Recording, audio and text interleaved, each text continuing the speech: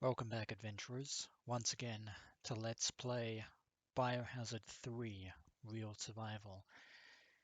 In the last episode, Jill was about to venture down into the lower recesses of Grille 13 when she was interrupted by a survivor who just so happened to be the Carlos who sent the emergency transmission that we received in the STARS office.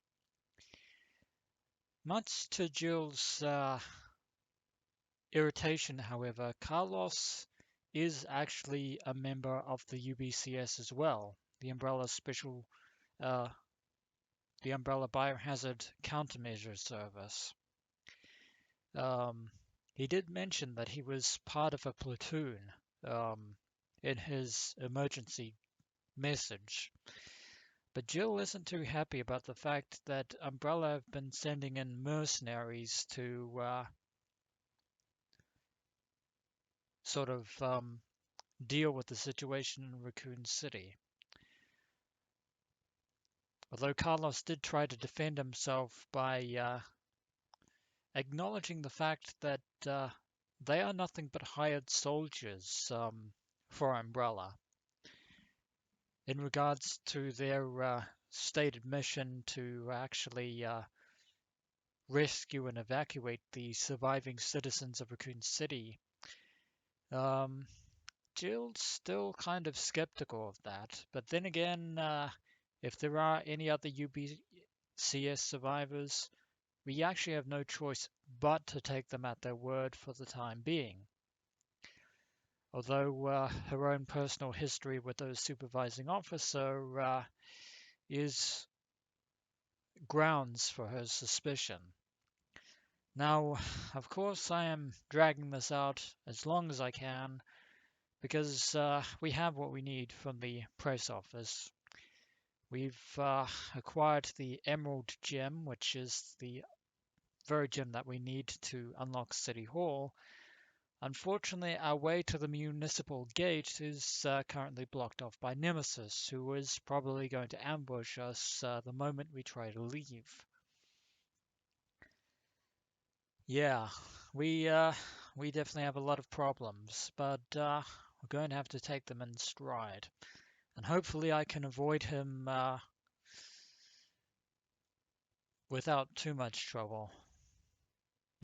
Here's hoping.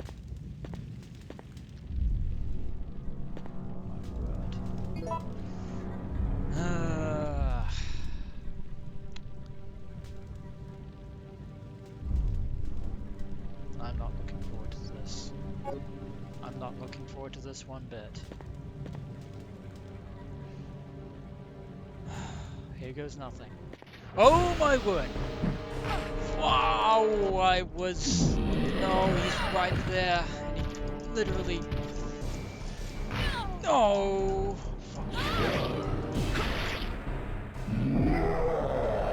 Oh, run past him. Oh.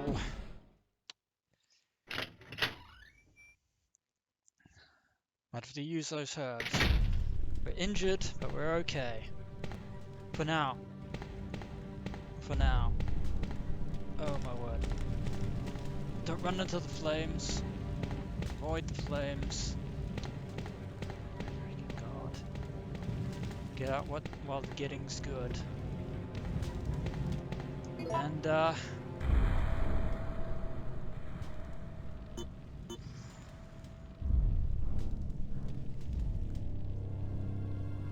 the hell with it. Had to be done. I'm not taking any chances. We still have a first aid spray. That's good enough in my book. We need to get the hell out of here. Oh my fucking God! Oh Jesus! We need to run. We need to run. We need to run. Yes, we know it's not functioning. Oh my word. Use the emerald and unlock the gate. Please. Please work. Please work faster. Please work faster. Okay, the gates are opening.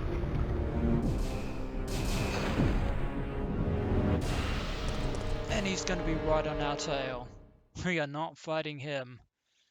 Oh my word. Oh my word. Run. Run, run, run, run, run, run, run. Run, run, run, run, run. I don't care that I didn't open that door. Run, run, run, run, run, run, run. Run, run, run. Okay, which way is the, which way to Central Station? Down that way. Good. We can deal with that. Keep running. Keep running.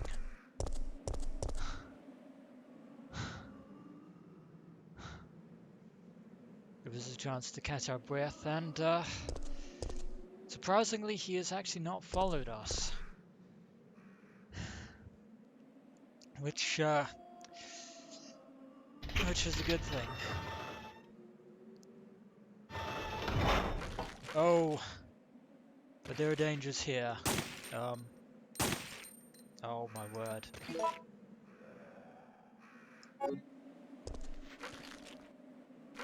Shoot you crawling on the ground. Fire.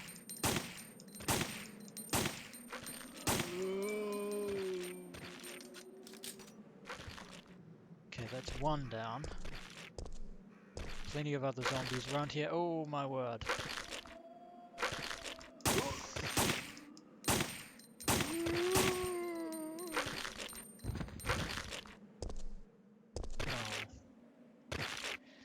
Good thing is that the Eagle handgun has a rapid fire compared to the Samurai Edge, which actually makes it a somewhat more formidable weapon. But well, when the time comes to actually leaving Raccoon City, I want to bring along the Samurai Edge because it is Jill's handgun after all. Oh. I might just want to get a couple of headshots in order. Oh, actually maybe not. We've still got plenty of bullets.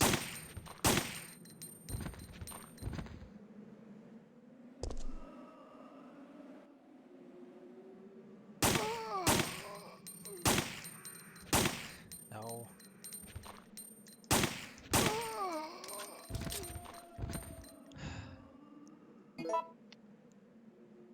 Well, they're dead enough. And it's a very interesting alleyway here. Nothing else about this bicycle, and we mourn this yet another survivor who sadly fell to the zombie pandemic. Oh my word. Still, I would rather take zombies than Nemesis any day of the week. Oh my word! And yeah, you were definitely playing possum there, good sir. I was not paying attention. Anyway, this way is barricaded, so the only way forward is through this metal door here.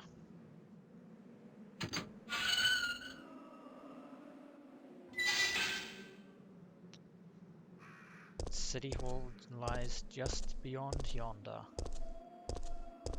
And apparently this area is known as Lonsdale Yard, which is sponsored by a number of corporations. How very convenient. Yeah, place your bets now as to whether all of them happen to be subsidiaries for the Umbrella Corporation. Because I bet they are.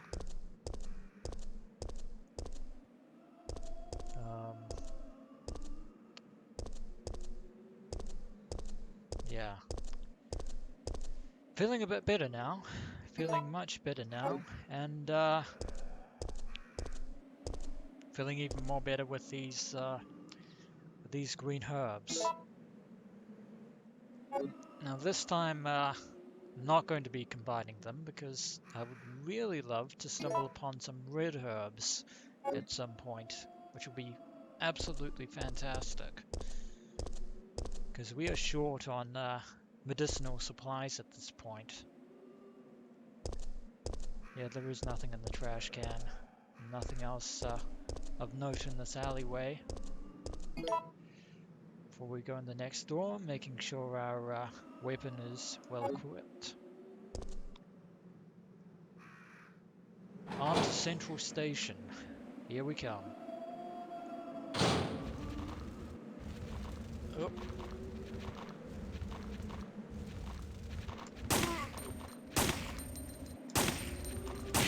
Oh, that was a headshot and... Oh my word. Oh, that was unfortunate. Oh my word. Probably should have just used the shotgun.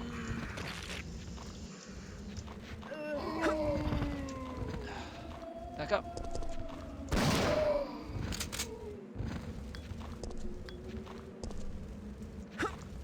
Oh.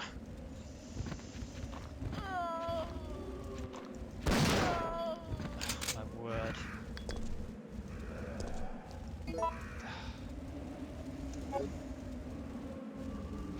Ended badly.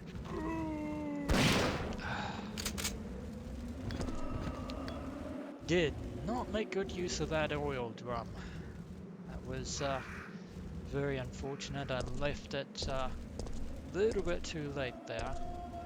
That was my fault. I entirely apologize. Well, get some shotgun shells out of it, and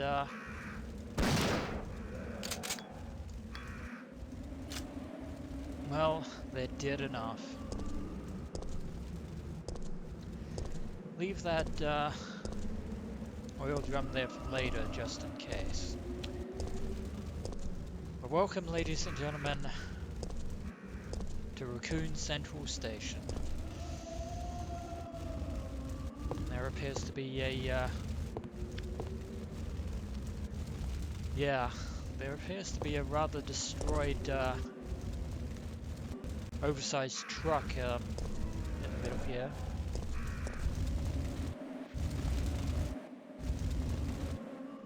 And I heard something.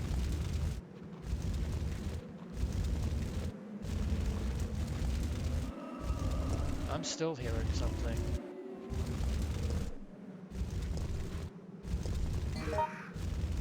Yeah, believe it or not, Central Station is right in the middle here. We are pretty much exposed. There is a giant fire here, but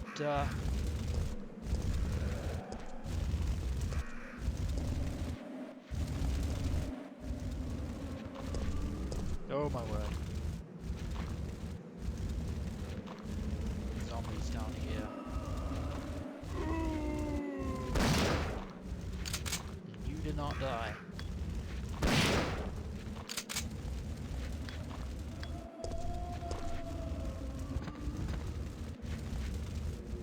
are plenty more of them down there.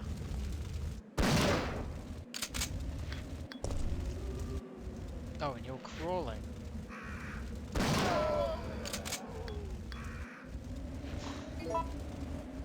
Thank heavens for spread shots. And just noticed there that that store reads Amy said. There was another store like that in Flower Street of Biohazard 2. Now,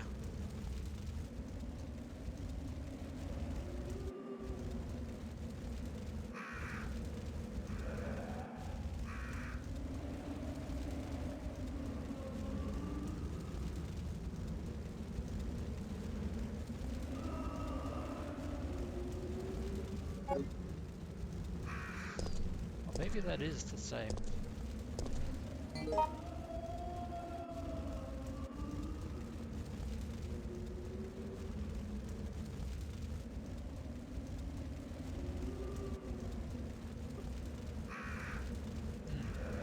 I wonder. But in any event, we've finally reached the cable car, which might be our way out of here, if our luck holds. You're one of the survivors from the rescue team, right? I just ran into your teammate, Carlos. How did a girl like you manage to survive? Hey, I'm no ordinary civic. I'm a member of STARS. Stars? Me. You mean the RPD Special Force Team? It's... Hey, is someone wounded back there? How... Well, it seems like we've met the, what's left of the UBCS. Oh, this looks bad. They're coming! Get ready! Our... Fire! Fire! Stay together! Calm down. You're safe now. Everything is gonna be okay. We're...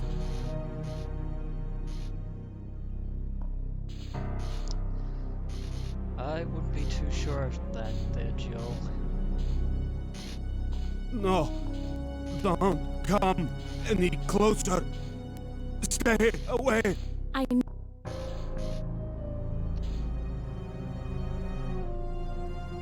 Oh, but forget you saw that. That was, you weren't supposed to see that.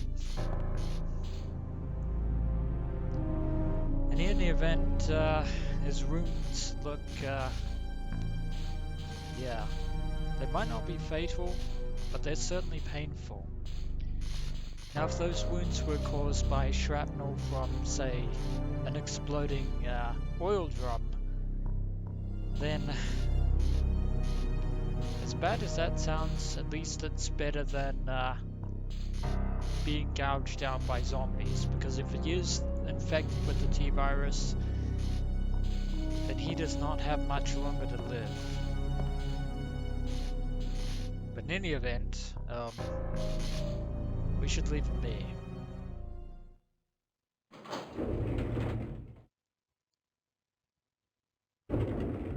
So, Jill, did you decide to help us out? It looks like we're the only ones who survived. We should work together, huh? No, we can't trust her.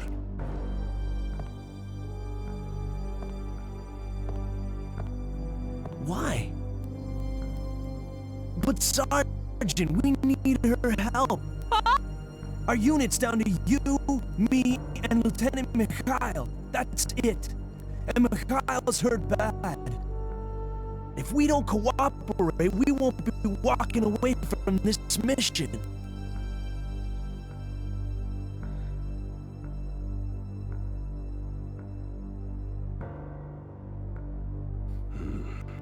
Fine. Then let's go over our plan. We're moving to the clock tower area, which is the designated landing zone for the extraction chopper. Are you... Once we get there and give the signal, the chopper will fly in and pull us out. That's a lot of ground to cover. I don't think we can make it on foot. Hey! The main problem we have is that the landing zone is cut off from here by the fire. Ow. So we have no choice but to use this cable car to navigate through it. Fortunately, we can also use it as a moving shield to get us through the worst areas. If that works for me. Good plan. Sir, believe... Okay, people, let's get moving. Yeah. Jill, put this on.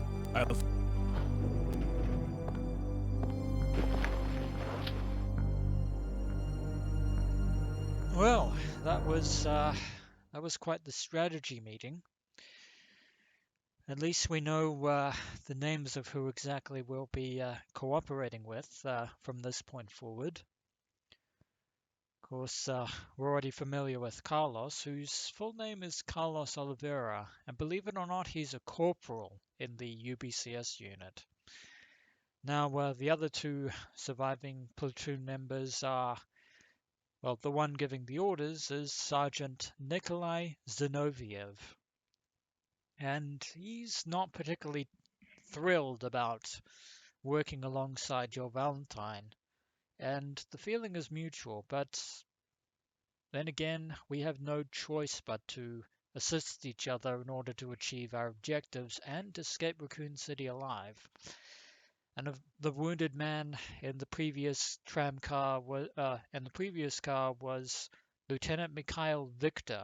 And it would actually make sense that Jill would have known Mikhail's name, given the fact that he probably had it stitched on to his uniform. I wasn't paying attention there and thought that Jill was inadvertently foreshadowing. But yeah, Mikhail is in serious pain and suffering. But a silver lining to all this, what Carlos has given us is basically a side pack. And by us, I mean Jill. Jill can now carry 2 extra items in her inventory, and this is beneficial. So I'm going to have to, Jill is also going to have to take one of the herbs, because otherwise she'll be running around on caution, and that's never good. Now,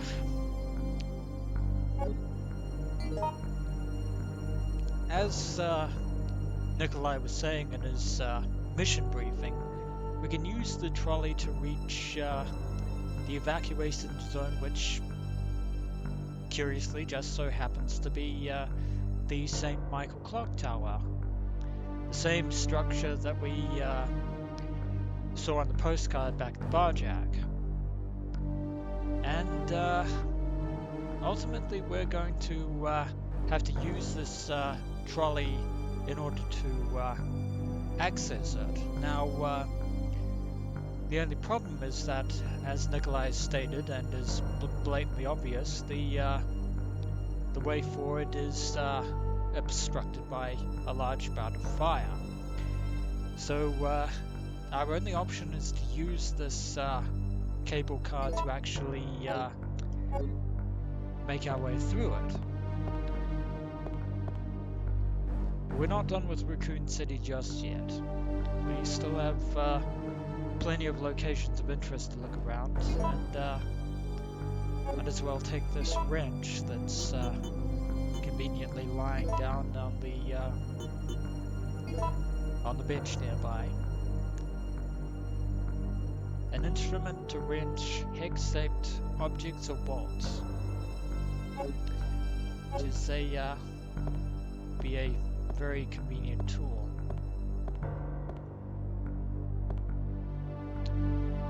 A well-maintained control room. Just ignore the typo. Now, this door is locked, probably for good reason, but I'm actually going to unlock it so that we can actually get to the front of the cable car. But before we do that, let us return to where Mikhail is.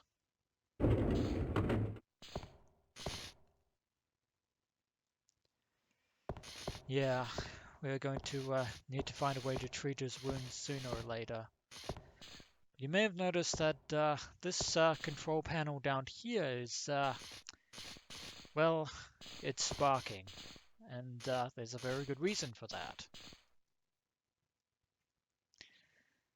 Mechanic's memo. I know that you're intimidated by your new job, Kevin, so let me tell you how to make sure that you and your trains get along just fine.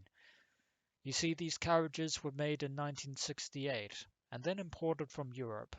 Sometimes they get rickety, but they still work because they are simple, stubborn, and strong. We can always depend on them. If they have a bad day and are malfunctioning, you'll need to take a good look at their circuits for any trouble. Once you discover what's wrong, you'll be able to fix it easily.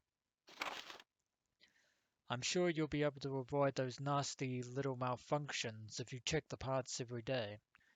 These old trains will surely have problems if you don't remember to check them out. Just remember that if you need to replace anything, you will have to choose a suitable part. When I say suitable, I mean that even if you can't find another original part, you better find something that works good enough. Even with regard to oil, you must always prepare good quality oil for these trains. Never forget that a man may betray others, but a machine won't. I hate to break it to you, Mr. Mechanic, but I think James Cameron would like to have a word with you. What he is actually inferring in there is actually going to be very useful. It also means that we have a very serious puncture in our escape plan. Some of the parts seem to be out of order. The power cable was disconnected, the fuse is broken, the mixed oil has been used up. Yeah, we're not going to be leaving Raccoon City anytime soon just yet, adventurers. We need to get 3 objects: the power cable, the fuse, and a set of mixed oil. Without those, we don't have a hide's chance in hell of making it out of Raccoon City alive. So that is going to be it for this episode of Let's Play Biohazard 3 Real Survival. And when we return, it's back into the depths of Raccoon City yet again to try and scavenge whatever parts and equipment we need to get the cable car repaired and operational. We're not going to be making it to the St. Michael Clock Tower for extraction anytime soon. As always, dear adventurers, until next we meet.